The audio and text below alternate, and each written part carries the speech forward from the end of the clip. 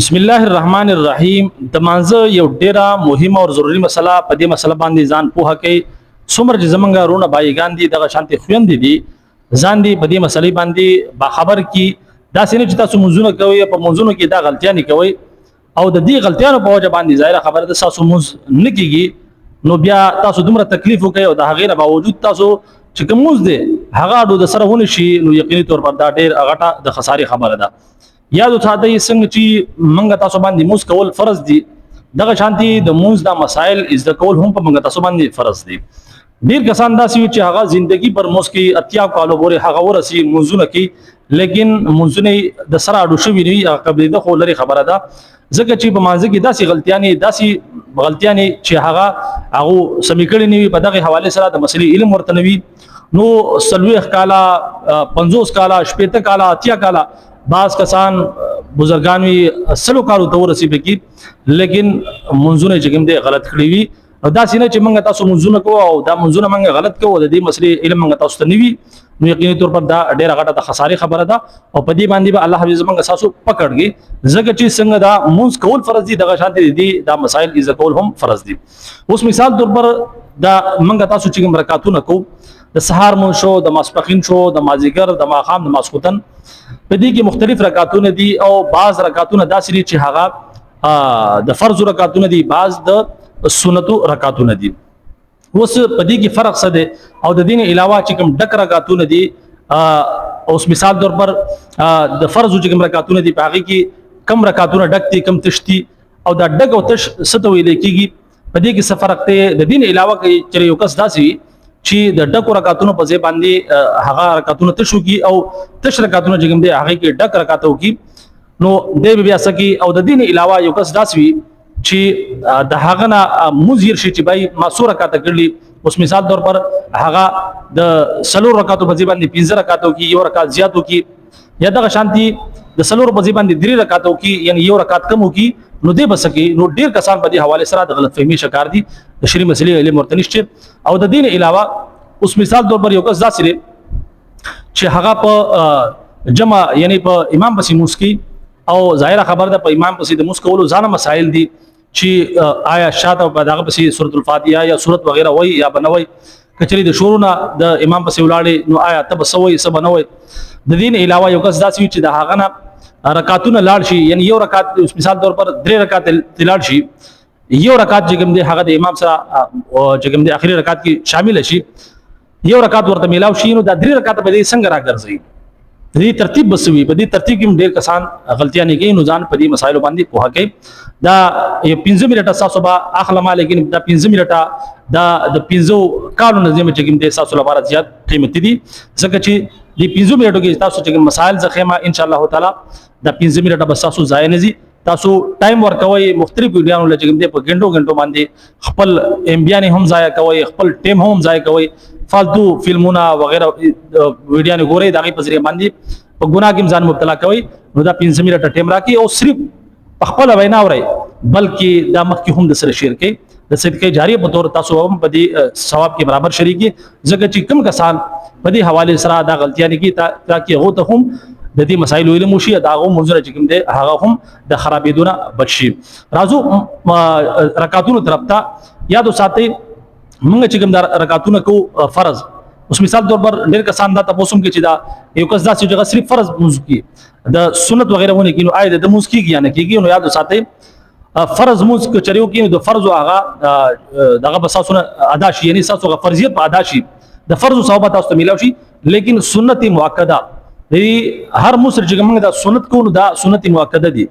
سنت مؤکده غي د ویل کېږي چې دا بغیر شرعي عذر نه پرې خود نه دي پکار یو انسان دا سره چې هغه ډیر غټ شرعي عذر دی نو هغه ته معاف دي اوس مثال طور پر یو کس په سفرانه باندې دي دا غموز هم بیا کم دي هغه سلور رکعاتو په باندې بیا 2 رکعات کوي سمجھ کې خبر راځي او دا شان دي چې د ماخام مسکین او 3 رکعات هغه پوره کی د دین علاوه چې څومره منځونه دي د سحر رکعات خاصم د سحر چې کوم فرض منځ دي هغه 2 رکعات هغه خو اسی دي د دین علاوه چې کوم سلور رکعات ولا فرض منځونه دي ماسپخین شو مازیګر شو ماسخوتن شو هغه به 2 رکعات کې دغه په ځای بهرحال دغه په باندې چې کوم سنت دي هغه معاف دي بهرحال کچري یو کس په مسافر نه وي خپل بکور کې ځای کې وي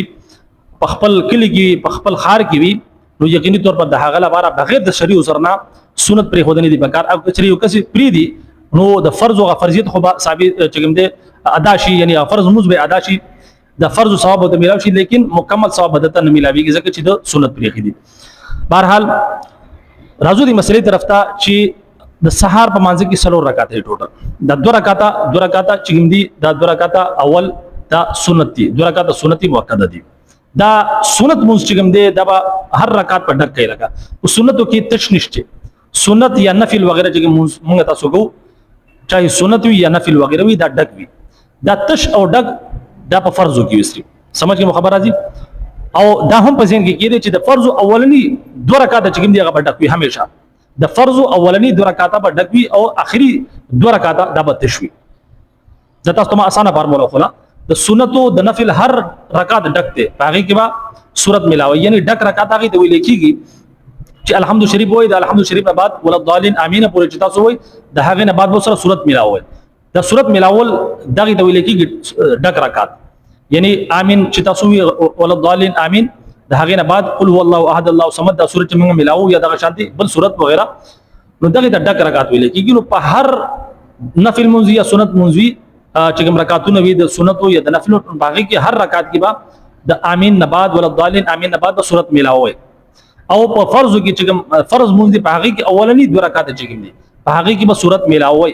د هغه علاوه اخري چې کوم دوه رکعات دي هغه به تشوي یعنی په هغه کې مولا الضالین امین پورې تاسو وي نو بیا به مخکې صورت نه ملاوي اوس بل فرض یو کس داسې دي راځو د سارنی مازه طرف ته لیکن زدا مثلا په میس کې تاسو سمجھاو کوم یو کس داسې چې هغه د فرض په اولنی دوه رکعاتو کې دا یو رکعات کې چې کوم دي یو صورت په خو یا په دوه رکعاتو کې صورت ملاو نه نو په دغه صورت کې چې بیا په اخر کې دی بیا سجده سهو کې یعنی قاعده اخره چې کې نو اشهد ان لا اله الا الله اشهد ان محمد عبده رسول د دې پوری بیا السلام علیکم ورحمت الله یو طرف ته بیا په دوه سجدیو کې بیا بکینی دې ته سجده سهو ویل کېږي د دې په ذریعہ باندې بس تاسو مونږ بیا صحیح شي تحیات بیا وای بیا په درود شریف او بیا به دغه شانتي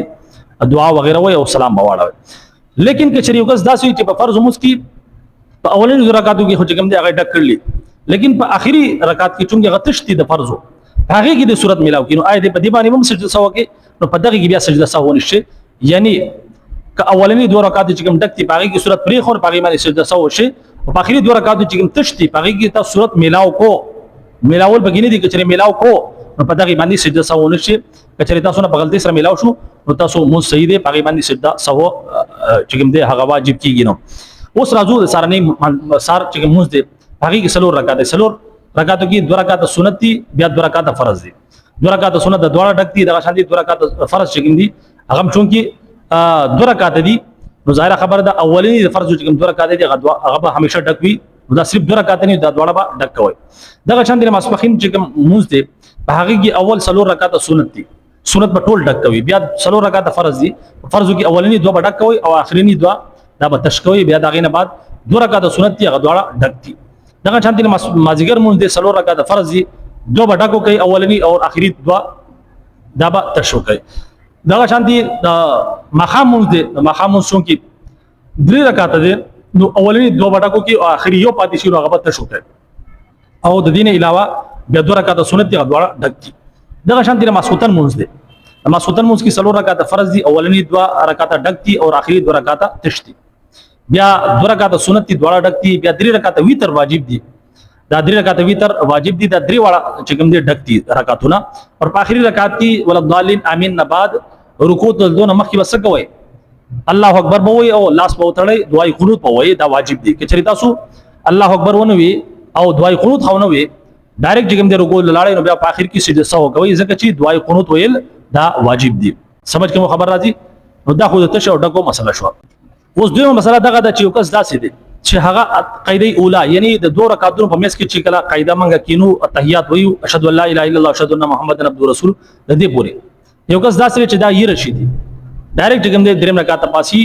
یا بیا سلورم وکي نو دې بس کې په اخر کې بده سجده سو وکي د سجده سو طریقه ما تاسو خلا چې په اخر رکعات کې تحیات الله چې کوم دې اشهد ان لا اله الا الله اشهد ان محمد عبده رسول پورې تاسو وي نو طرف ته سلام واړوي خې طرف ته او بیا دوه رکعات دوه سجدي به وکي او داغه نه بعد دوباره تحیات وې درود شریف او دعا وې سلام واړی دغه شانتي کې چې یو کس داسې چې قاعده اوله یعنی د دوه رکعاتونه بعد چې کله موږ په اتحیات کې کینو او د په یره باندې چې کوم دي اتحیات مخکې لاړ شي یعنی درود شریف کې هم ملاو کی نو دې بسکی دنه غلطیو شي دې کې درود شریف ملاو کې بیا ته بزین کې راشي چې ما خو 2 رکعات کړلی او دا خو قاعده اولاده ما به درود شریف ملاو کو دې بیا پایسي سلو دریم رکعات بیا سلورم کی نو دغه صورت کې با کچری د اتحیات کې اولنې قاعده کې د درود شریف ملاو کې مخکې دعا وغیرہ پکې هم وي د بیا پاسي نو په دغه صورت کې با د سجده سهو کې سمجھ کې خبر راځي په قاعده اولا کې تاسو د اتحیات نه بعد درود شریف شروع کو اللهم صل علی محمد وعلى ال محمد دمر خوي نو تاسو باندې بیا سجده سهو واجب شو بیا سجده سهو کوي سمجھ کې خبر راځي دغه شانتي یو کس داسې چې هغه په مانځ کې د هغه د رکعاتونو ير شو یعنی هغه رکعاتونه اوس کړلی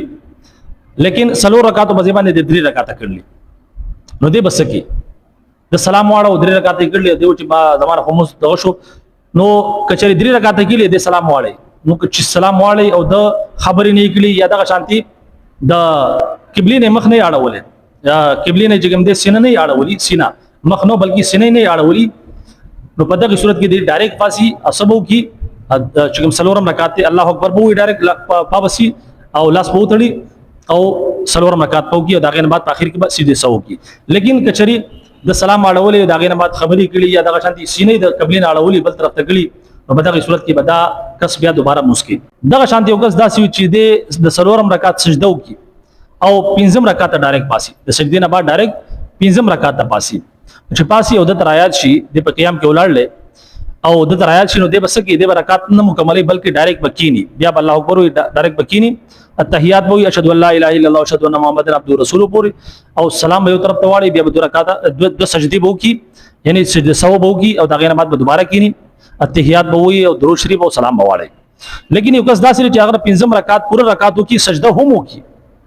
نو په دغه صورت کې دا کس چې کوم د مس فاسد شو د بیا دوباره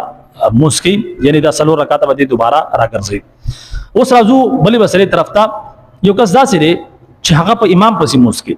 په امام پسې ظاهر خبر ده چې شروع نه د شریک وي د تکبیر اوله سره نو دی الله اکبر وي او داغه نه بعد سبحانك اللهم وبحمدك وتبارك اسمك وتعالى جدك ولا اله غيره د دې پوری بوي او بیا ظاهر خبر ده مخکې به امام بیا به مخکې سنوي الحمد شریف یا داغه نه علاوه صورت وغیرہ به نه وي بلکې تبا خاموش ولاړي قراءت الامام قراءت له د امام قراءت چې کوم دی هغه د مقتدی لپاره کافی دی لیکن یو کس داسې چې مزمخ کې نو لاړل نیت شوی دی او امام صاحب چې کوم دی هغه نیت تړل دی راشي الله اکبر وی نو دی بیا سبحانك اللهم نوي بلکې هغه هم مخکې ویل هغه کس لپاره سبحانك اللهم ویل دی ولا اله غیره کو پوری چې کوم کس بالکل د شروع نه د امام سره شریک شوی وي دغه شانتي ظاهر خبره ده چې کله امام رکوع د دین الله اکبر بوي او سبحان ربي العظیم بتاسم وي امام وي امام چې کله د رکوع نه پاسي سمي الله لمن حمدا هغه وي نو تاسو ربنا لك الحمد الله اکبر بوي یعنی سبحان ربي الاعلى او سجده کې بتاسو وي باقي التحیات وغیرہ چې کوم دي هغه بتاسو وي د دین علاوه چې کچري امام ولاړوي نو په قیام کې بتاسو غلي ولاړوي امام چې کوم دي هغه بقرات کی سمجھ کې خبر راځي لیکن دغه شانتي یو کس ذات وي چې هغه د امام سره په اخیری رکعت کې شامل شي په دې حواله سره ډېر کسان غلطیاں نه کوي یعنی امام 3 رکعات کړلی په سلورم رکعت کې ته د امام سره شامل شوي نو په دغه صورت کې دا باقی چې امام سلام واړي نو دا باقی 3 رکعات په څنګه راګرځي نو په دې حواله سره ډېر کسان غلطیاں نه کوي نو ستکره پاسي تا ته چونکی اخیری رکعت میراو شو او اخیری رکعت ته میراو شو غته شو نو بیا چې امام سلام واړو ته چې پاسي نو ستا اولنې رکعت شروع شو ته بل سبحانك اللهم نوي او الحمد شریف وای داغه نه بعد صورت میراو کی یو رکعت پاو کی او بیا با چې یو رکعت تاو کو سجده دو سجدي دی بیا بکینی بیا ډایرکټ نه پاسي بلکې 2 رکعاتو میس کی ناستدا نو یو رکعت تا د امام سره اخیری میراو شو او یو رکعت چې کوم دی هغه تا خپل کو اولنې رکعت ډک رکعت یو کو نو بیا چې کله تا یو دا رکعاتو کو بیا تحیات باندې کینی د تحیات نه بعد با اشهد ان لا اله الا الله اشهد ان محمد عبده رسول بیا پاسي او چې بیا پاسي نو 7 رکعت شروع شو یعنی دا چې کوم تا اولنې رکعت غوم ډکو کی بیا چې کله تا 2 رکعت پاسي د تحیات نه بعد دا 7 رکعت ته د ترتیب سره نو بیا به دغه رکعات هم ډکو کی او بیا دغه نه علاوه چې بیا ته 3 رکعت نه پاسي نو د 3 رکعت ستا هغه تش رکعت ته چې کوم د امام نه علاوه تا چې کوم د نو میراو شي د امام سره تا صرف یو رکعت میراو شي هغه اخیری رکعاتو یعنی سلورم رکعت هغه ته شو نو بیا چې کله تا 2 رکعاتو کړو 2 رکعت ته پاسي دي او دا 3 رکعت بیا تاسو کې تش پکې دا دغه شانتي د موږ هغه رکعتونه دي چې د امام سره تتنی ملاو شوی د هغه د مکمل کولو د هغه کولو طریقه دغه شانتي را بهرحال امید کوم چې د مانزه د مسائل په مو په سمجھ کې راغلي. اجازه راکړئ. السلام علیکم ورحمت الله وبرکاته.